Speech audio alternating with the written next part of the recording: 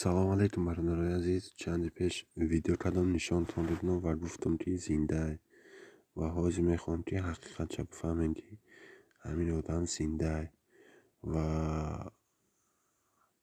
کانالایی که هر چیز میپرتین این همه دروغه و از من حقیقت چه به شما را نشان میتم. در اینستاگرامش میدرویم. برادرای عزیز خوب با دقت تماشا کنید. اگر ویدیو معقول شد گپی من راستی باشه برادرای عزیز لایک و حتما подписаться کنید در کانال و نگفتن نمونه کلارکانش که دیریون کنین و فکراتون را در کامنتاریا نویسین که من راست میگویم یا دروغ. رفتیم برادرها میداریم اینستاگرام و در پوست میزنیم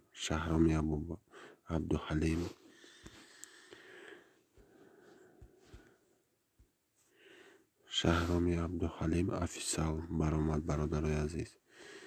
خیلی که شما دیدین شهرام عبدالحلیم افیسال میداریم در اینجا نویسیده صدمه بیزیب شهرام عبدالحلیم و خوب با دقت تماشا کنیم برادرای عزیز. در کامنتاری ویدیو میداریم زنده رالیک نویسته 50,000 подписчик داره و نویسته که زنده زنده یا مرده زنده نمرده آدم زنده را مرده گفتیسیان به عقلن چیان همه گپای نالازم چی لازم چی به دروغ میگین آدم زنده را خداوند نگهبانشان باشد.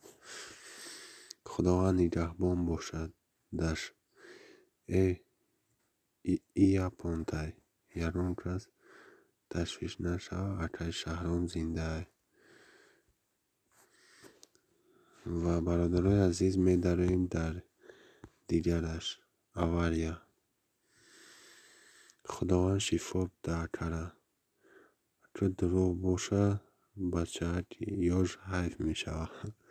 برادرای عزیز الله مهربان نگهبانشان باشه. خوراسته آوریا کدگیان این صورت ماندگیش بینو صورت دیگریش تا به ایجا در روزه ایجا در شاو دروغ روی بین کیف کن گفتگیه. بعد برادرای عزیز میدر در صورت شهرام عبدالحلیم نایستگیه نه برادرها خوب بود خد نگاه کنین این آدم نیست او آدم نیست و در کامنتاری میداریم چی گفتگیه کسی باشه خداوند نگهبان باشه. سلام ساز خوبی زنده باشی چی شد حاضی در بلنسه کرگانه چی جاده یالی شهرام سازه خودش شهرام سازه خداش شیفاتان کجان خدا ای چی گپای مرده جمشیده عبدالحلیم خدا شفای کامل دیتون احتیاط نین. خیلی دیم برادرای عزیز همش دروغه و بسیار بلاگی رو میخواهند که مثال پرسمات رو جمع کنن و ما گفتنیم که همه دروغه اکای شهرام عبدالحلیم زنده خداوند نگهبان باشه همه مردم غریبه و تاجیکه باقی سربلند و آباد باشین подписаться و لایک فراموش نکنین. فکراتون حتما در کامنتاری بنویسین برادرای عزیز.